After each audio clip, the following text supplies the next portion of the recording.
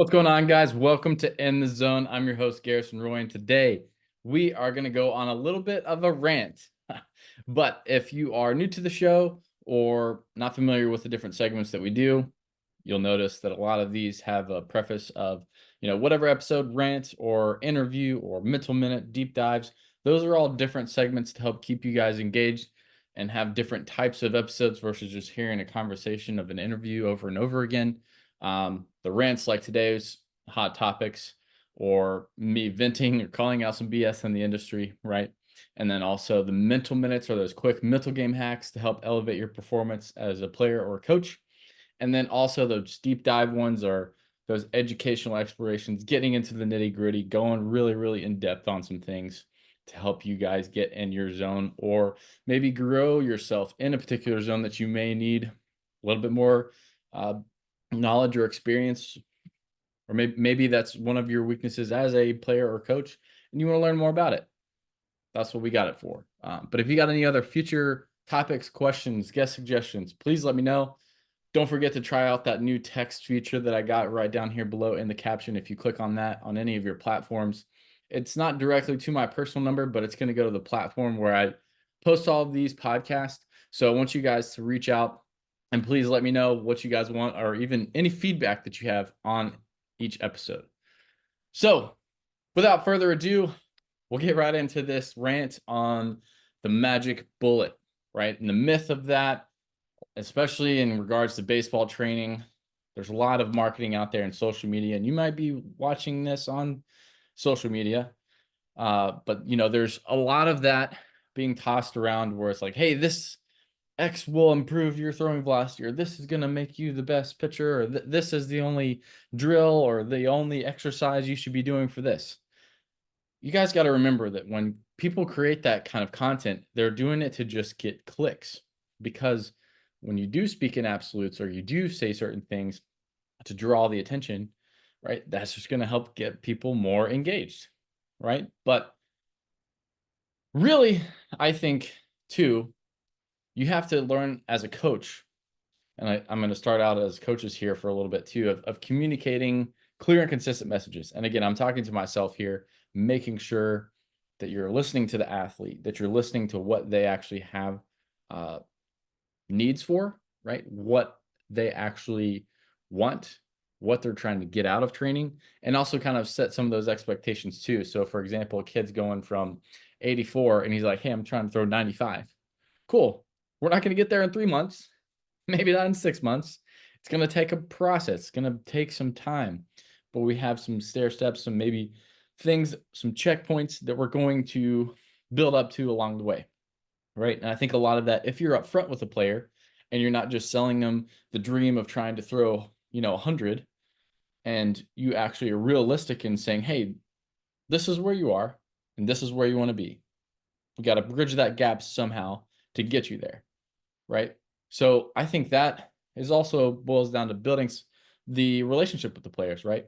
Getting their trust, learning how they like to communicate, learning what best fits them for whatever they may need, whether it's throwing or training. Maybe they need some more nutrition because they, are a little malnourished. I think is a bigger trend for a lot of these guys, not necessarily that they're overweight. For a lot of these kids, they're just under eating.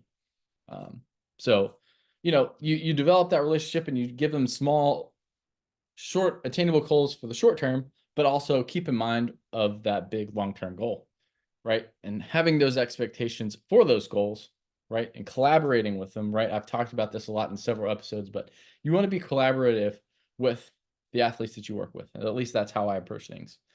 Maybe at first, if a guy who's maybe just now getting into training, you might have a little bit more of a quote unquote dictator approach where you're going through and you're saying, hey, we're going to do this, we're going to do this, we're going to do this to develop some type of structure, right? But as they go through that, you need to allow some type of autonomy or maybe even just different options for them to choose from to help them get an idea of what they're trying to do.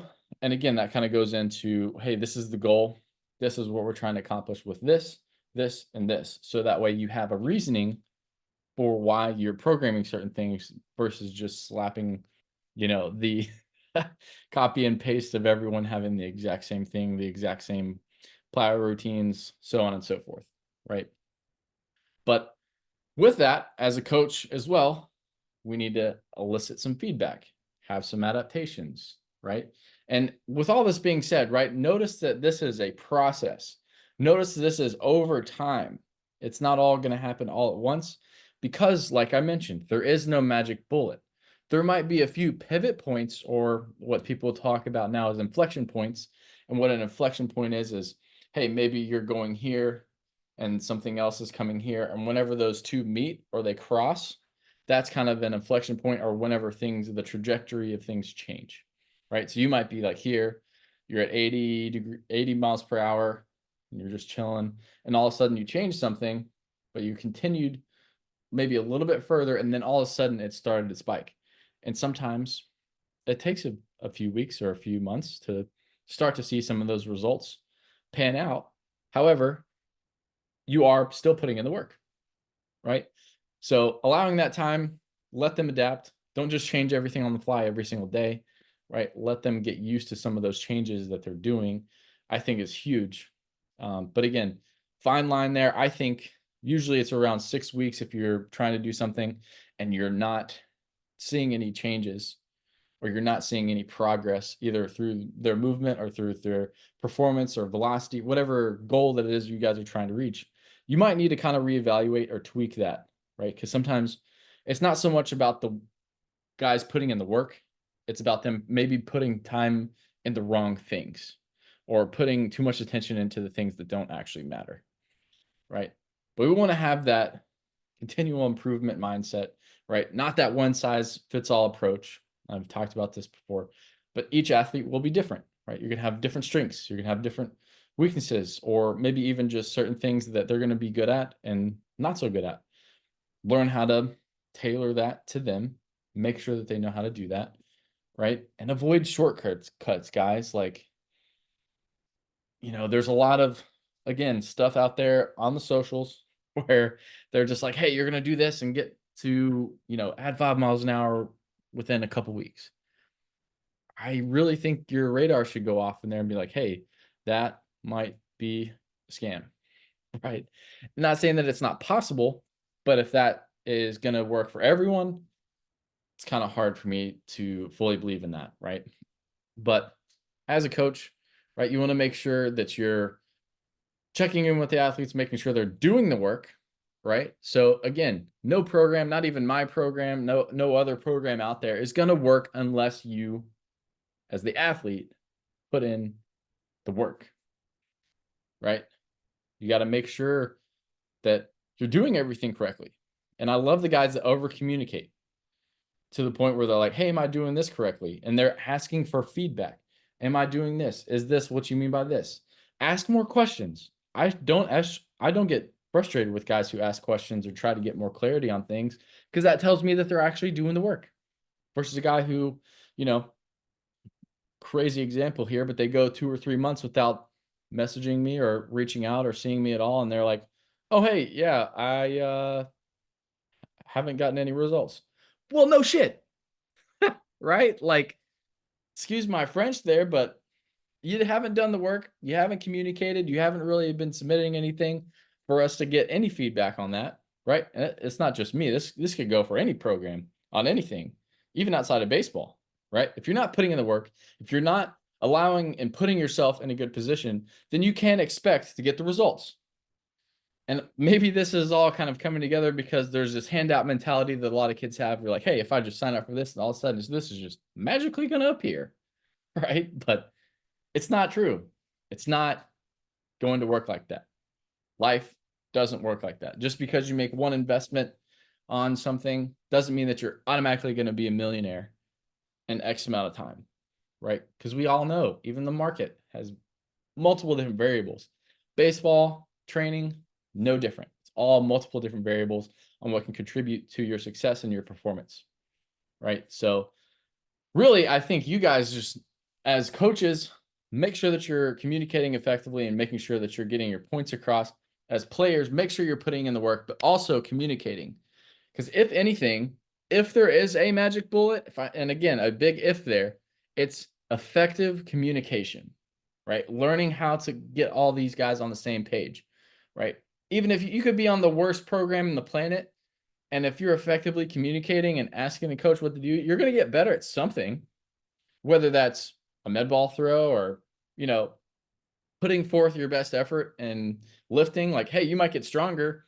Is it maybe getting blended over and translating to the mound? Maybe, maybe not, right? And that's where a lot of us as performance coaches can help you out. But if you're doing something, if you're putting in work for something, you're going to get consistently better at whatever it is you're putting the work in for. But again, make sure that you're getting that to be as game-like as possible. I know I sound like a broken record for a lot of you guys, right? But I just really encourage you all to communicate effectively, get and ask for feedback. If you're an athlete, ask for feedback from your coaches. Like, they want you to ask questions. Don't feel like you have to be, and again, I feel like this is kind of going on the wayside, but especially when I grew up, I was almost kind of afraid to reach out or talk to a coach and be like, "Hey, like, what do you think about this? How is this working? Am I getting better at my command?" And most of that was because we didn't know how to measure it, right? But if you know how to measure things, you know that you're improving. Maybe you're trying to ask a coach, "Hey, like, is this improving?" Yes. Okay, cool. Hey, well, then could I get an opportunity to play? Maybe not necessarily ask about playing time, but it's like, hey, coach, these things are getting better. Could this potentially lead me to getting better at this or have maybe one more AB or one more inning than what I've been getting, or maybe I've been riding the bench? That is a lot more effective than just going to a coach and asking for more playing time. If you put in the work, if you're grinding and the coaches notice those guys, right? Even if you do fall short of maybe your performance, you have a bunch of other guys on the team that are better than you. They still might give you a chance because they know that you're putting in the work.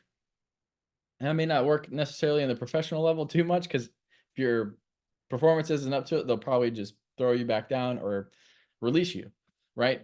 Because it's such a performance-based business where you need to perform. But what I'm getting at is, if you can effectively communicate with your coach, if you know what he's looking for, if he's looking for 75% strike percentage or whatever that might be, and he's clearly communicated that, and you're not hitting that mark, you can't complain about playing time until you get to that, right? You can't complain about a program not working if you haven't done all the steps to be able to get that up and running, right? You can't get to a certain point and be like, oh, this is a scam, or oh, this doesn't work for me, if you've never even done it, right? But again, trying not to get too much off topic, guys. That's my take on having a magic bullet mentality. But really, all of that is effective communication at the end of the day.